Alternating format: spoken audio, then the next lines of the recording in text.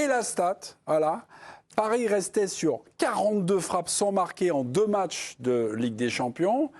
Au mois de décembre à Bilbao contre l'Athletic et puis ce soir contre le Sporting. Faut-il tomber ce soir sur les attaquants du Paris Saint-Germain?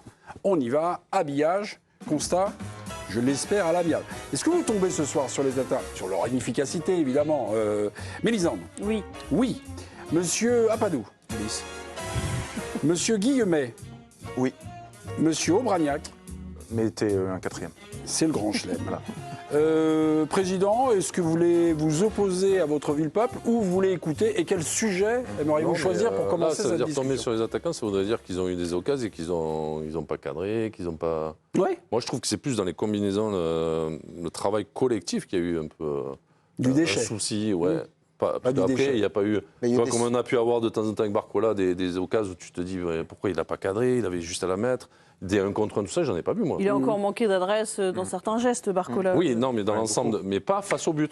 Moi, j'ai pas vu des occasions où il y a eu des ils sont frappes. aussi censés les créer, les occasions, pas forcément. Moi, j'ai pas trop aimé Doué, par exemple, ce soir. Moi, j'ai plus pas trop aimé Doué, qui en a trop fait, qui en a on parlait des 3 offensifs, on va dire. Quand on parle des attaquants. Mais leur tomber dessus, oui. Alors attendez. Franchement, il est... Le président vous met au défi. Non, il dit ce soir, c'est pas un match finalement. On peut reprocher à un tel d'avoir manqué des face à face. Est-ce que vous après, avez... je leur reproche de ne pas avoir bien combiné sur la se créer des occasions. Si sur la force de conviction, c'est-à-dire que Gvara, le but qu'il met. Barcola, la situation, il a eu 1 ou 2 fois de rentrer intérieur sur son pied droit quand même. Vous avez vu l'intensité que met Gvara et la force de conviction qu'il met dans son geste. C'est pas le même que Barcola. Donc c'est là-dessus, moi je dis. Est-ce qu'ils ont raté des grosses occasions? Non. Mais à l'image du corner entre Dembélé et Doué, quoi. Tire le corner, l'autre ne regarde pas, le ballon repart.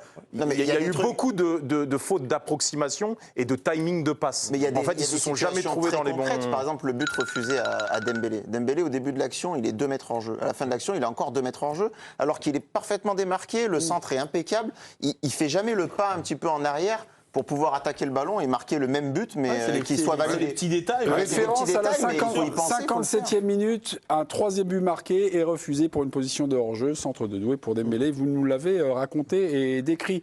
Pas vu à la télévision, c'est la séquence qu'a créée Giovanni Castaldi.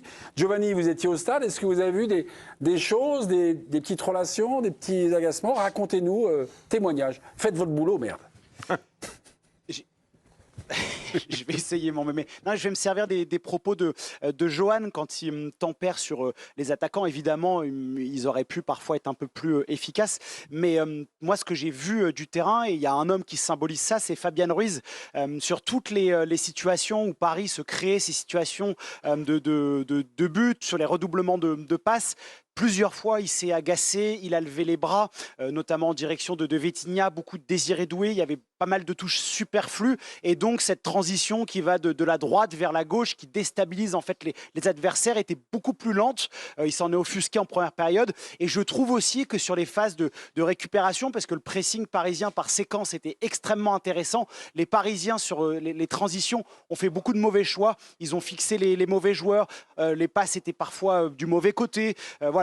Il y a eu des imprécisions, mais j'impute pas que ça en fait aux attaquants, c'est l'ensemble du collectif parisien qui d'habitude est beaucoup plus tranchant, beaucoup plus rapide. Excellente description, c'est clair, c'est pédagogique, on n'a vraiment pas besoin d'images. Merci Giovanni, dans quelques minutes la suite, la pause. C'est bien parce qu'on on ira voir Dave et Mélisande sur ce qui ne fonctionne pas dans le jeu offensif du Paris Saint-Germain. A tout de suite. Ce soir, 2 résultats pour les clubs français. Défaite, il coule, on verra les images. 6-1, Monaco battu au Real et puis le PSG qui tombe au Sporting du Visa. Explication de la défaite de Luis Enrique. On y va, on va en conférence de presse. L'inefficacité des attaquants, peut-être. C'est très facile à expliquer. On peut compter. C'est le football. Pour moi, ça a été le meilleur match à l'extérieur de cette saison. Clairement, on a surmonté l'adversaire, un très bon adversaire, mais aujourd'hui, pour moi, il n'y a pas qu'une seule équipe dans le terrain. Et on a mérité gagner ce match clairement. Mais le football, c'est comme ça. C'est décevant, très injuste. Et ce que je peux dire, c'est clair et c'est vrai que les matchs se gagnent quand tu mets des buts, c'est clair. Mais en ce cas-là, je dois dire que je suis très fier de mes joueurs, de l'équipe. C'est ça la impression et la personnalité qu'on a besoin pour jouer à l'extérieur. Et très confiant de ce que sera l'avenir, parce qu'avec ce caractère, on est prêt pour compétir n'importe quel que soit le stade. Bonsoir coach Giovanni Castelli, la chaîne L'équipe. Juste sur la fin de match, après le but de Kvaratskhelia, sur les 7-8 dernières minutes, on a vu des pertes de balles, de la nervosité.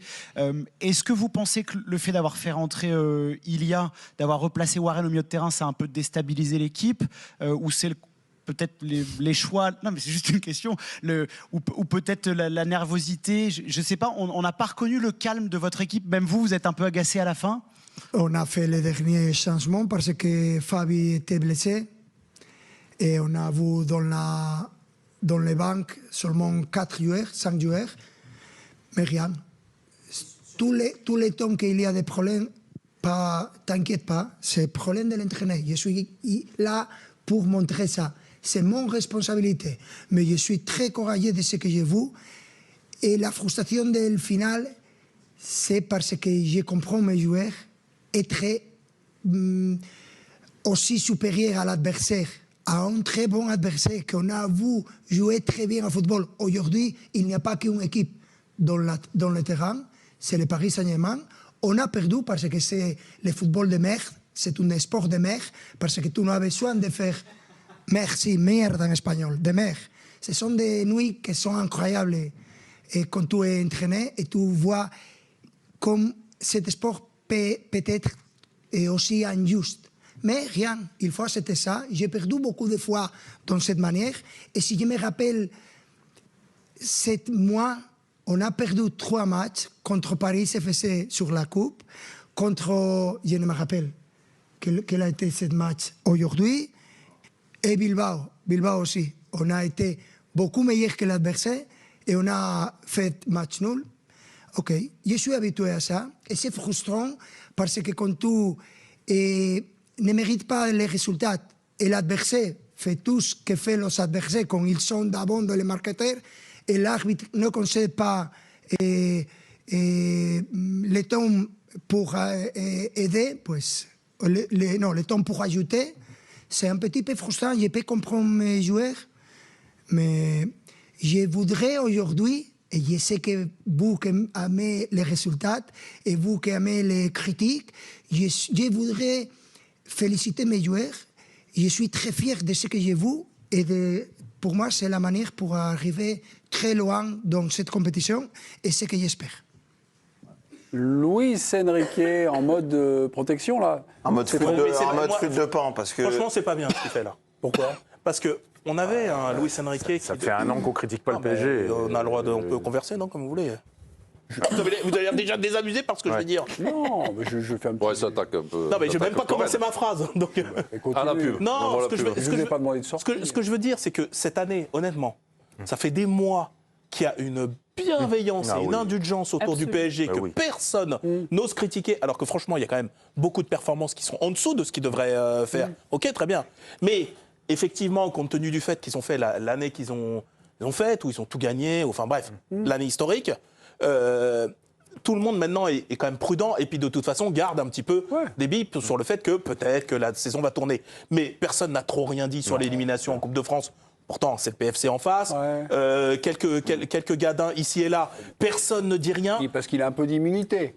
Non, mais ça, moi, je conteste pas ça. Non, mais ce que je veux dire, c'est que là, la petite question du vraiment avec 1000 pincettes de Giovanni, c'est déjà trop. Ouais, mais elle était vous aimez le résultat, vous aimez les critiques, etc. Non, mais ce que je veux dire, c'est qu'il va très vite sur un truc. Il ne peut pas dire qu'on le bombarde. Là, lorsqu'il dit qu'il n'a jamais vu le Paris Saint-Germain jouer aussi bien à l'extérieur. Moi, c'est ça qui me pose problème aussi sur le fond.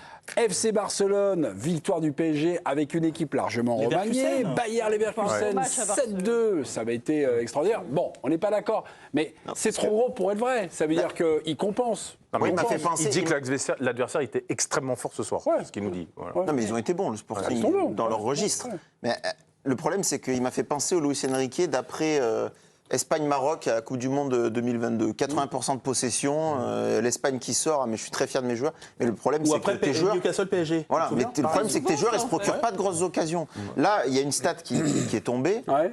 75% de possession pour le PSG contre le Sporting. C'est la possession la plus haute enregistrée en Ligue des Champions depuis qu'Opta analyse la compétition. Donc depuis 20 ans, c'est la première fois qu'une équipe a autant le ballon.